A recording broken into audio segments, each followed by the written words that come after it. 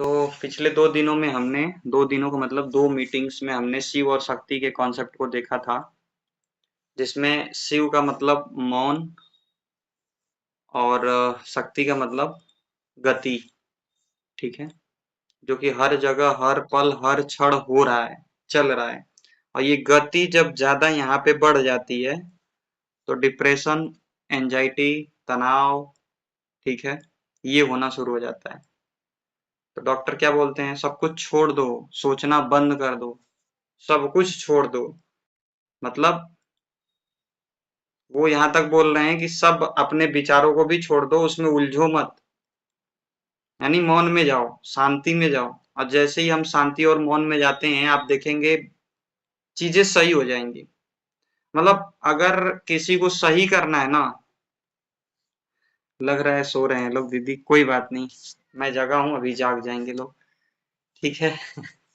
तो अगर किसी को सही करना है या कोई बीमारी किसी को है, कोई रोग किसी को है, किसी को मानसिक समस्या है, कैसी भी दिक्कत है, वो दिक्कत हो क्यों रही है? क्योंकि वो हर एक चीज को पकड़ना चाह रहा है। बात समझिएगा, ठीक है। और करना क्या है? छोड़ देना है।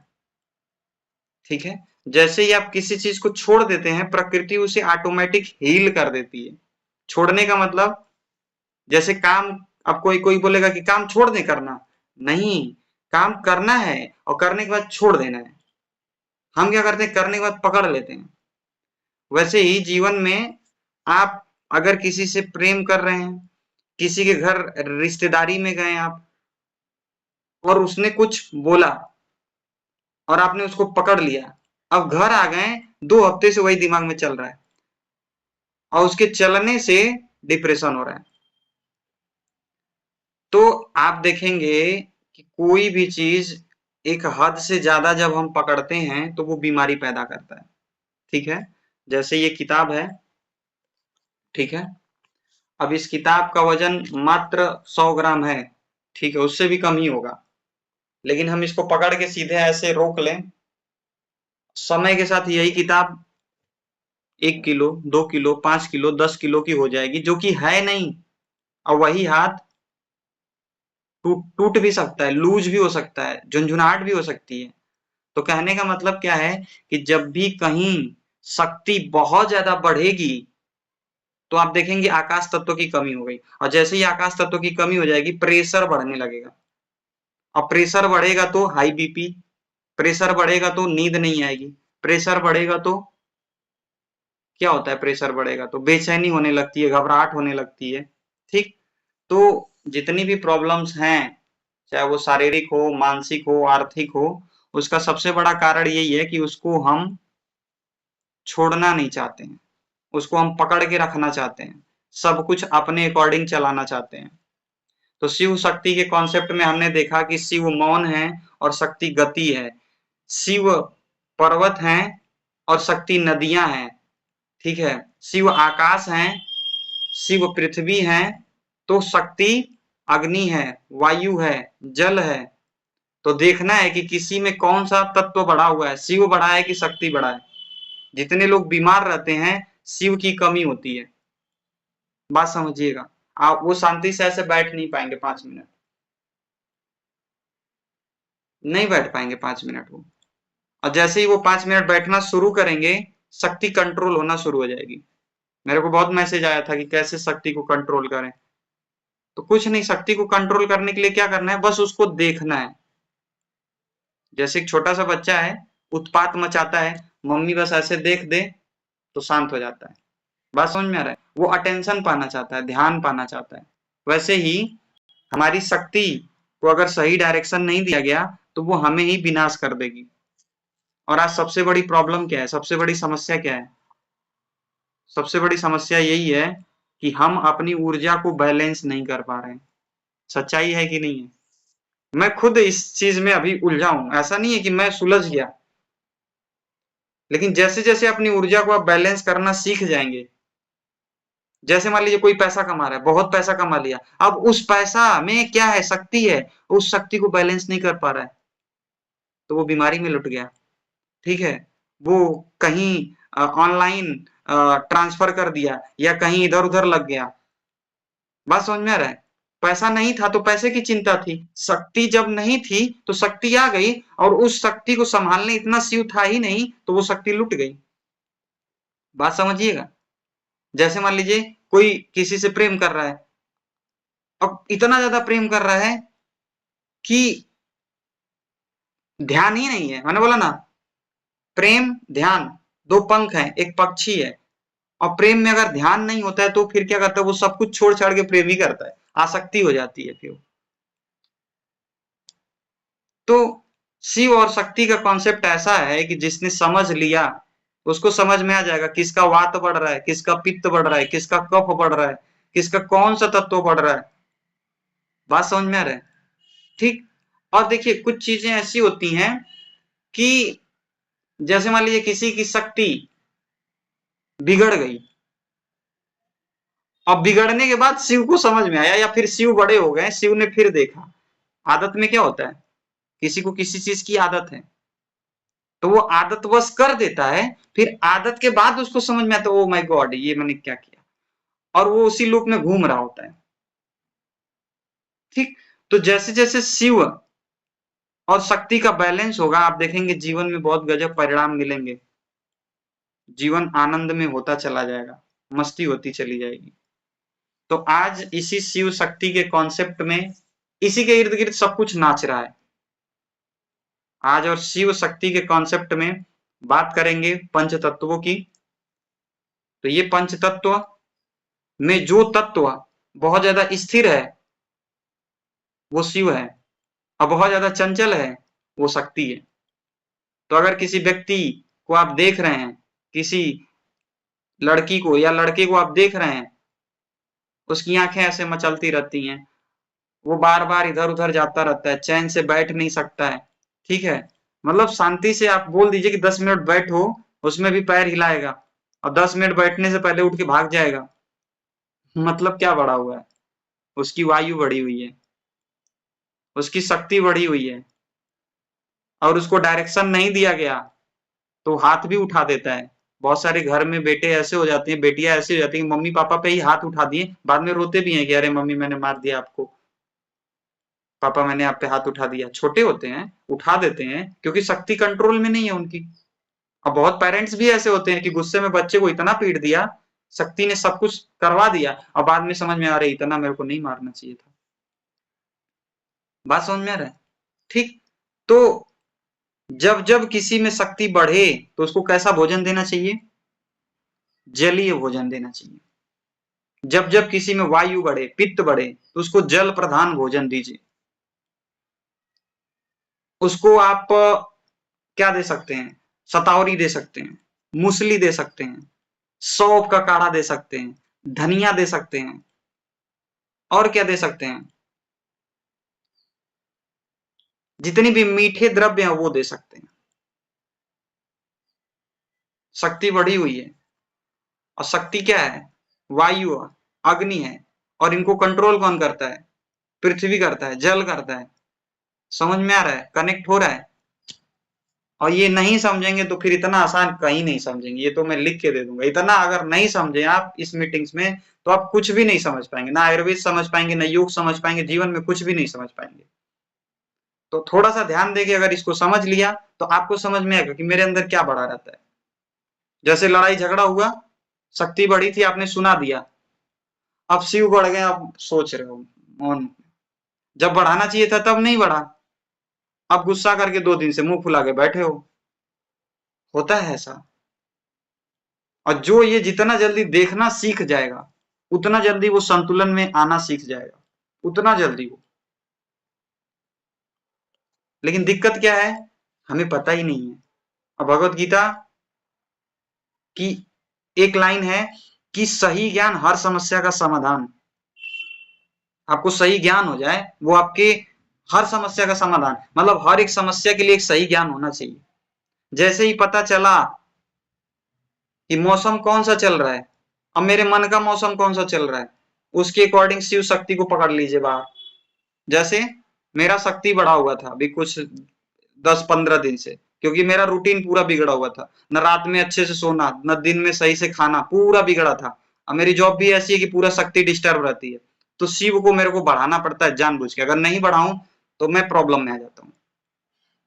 रोहिना दीदी ने शहद दिया था, आज सुबह से खाना नहीं खाया, उस शहद को क्या किया, पानी में डाल के 2 बार 3 बार 4 बार लिया और सामने रखा है ऐसे ही।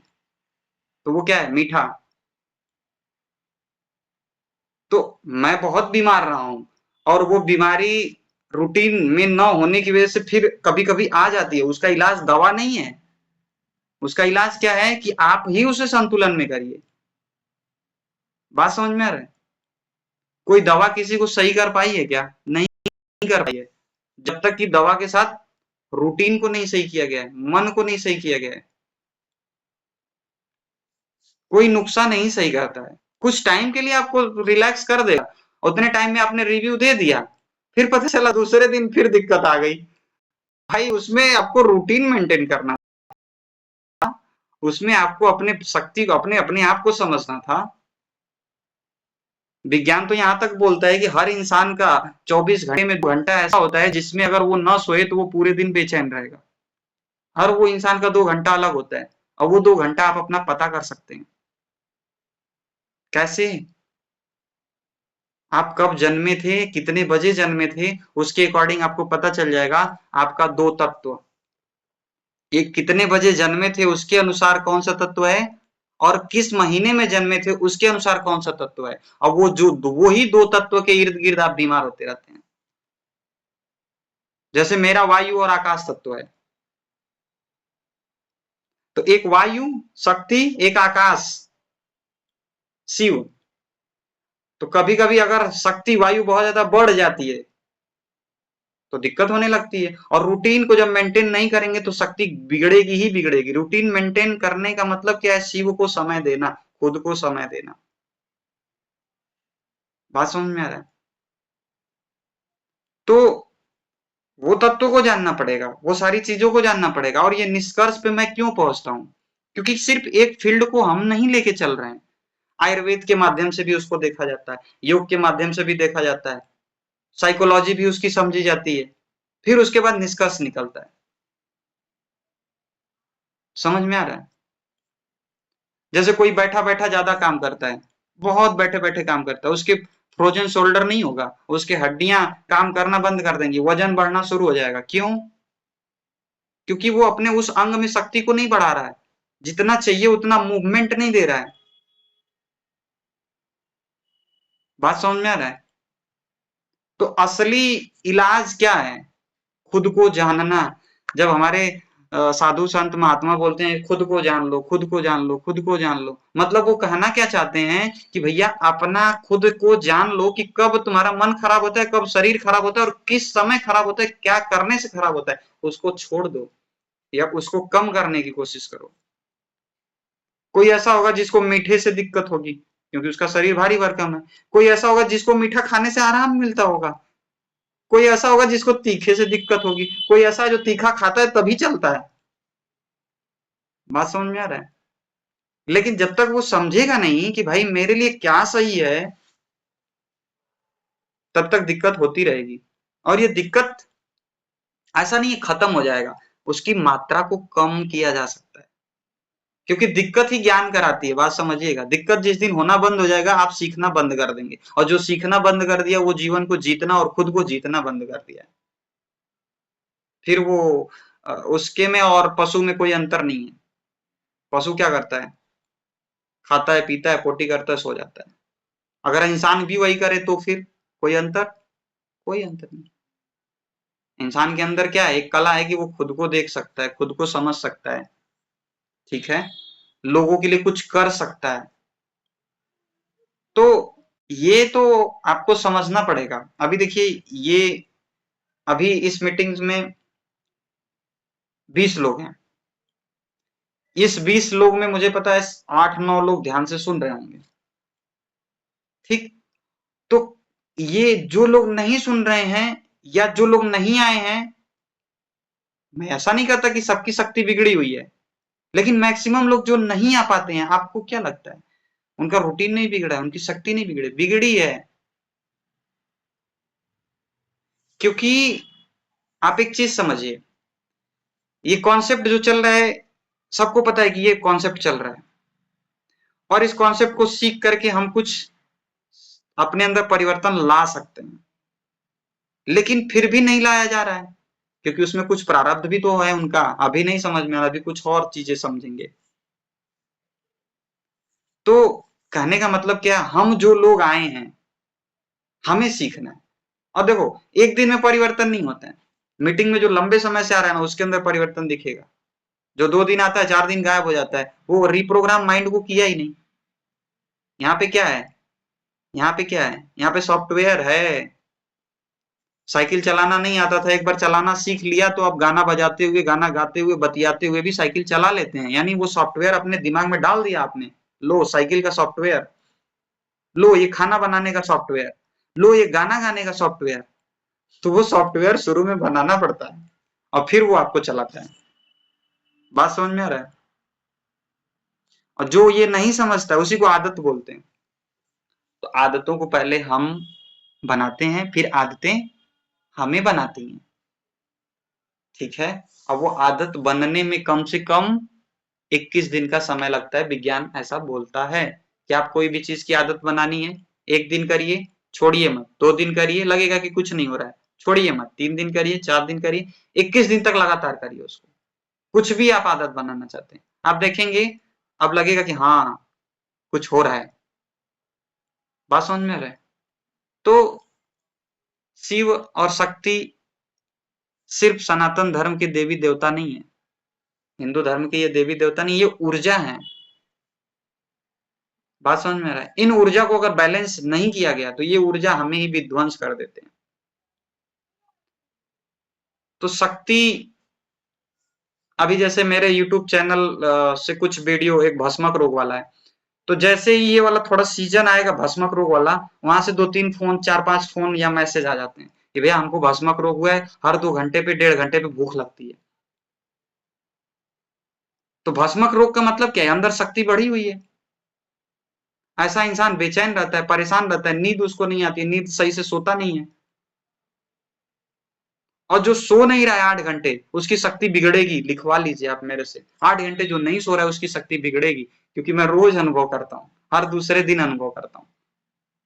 8 घंटे अगर आप नहीं सो रहे हैं तो आपकी शक्ति बिगड़ेगी, आपका रूटीन डिस्टर्ब होगा, आपका मूड डिस्टर्ब होगा, आपको फीमेल प्रॉब्लम जितनी होती है सारी समस्याएं आएंगी, क्योंकि पूरा हार्मोन्स आपका डिसबैलेंस हो जाता है अगर आप 8 घंटे नहीं सो रहे हैं। तो ये सब कुछ एक दूसरे से जुड़ा है, कोई भी चीज अलग नहीं है। हाँ दीदी बोलिए।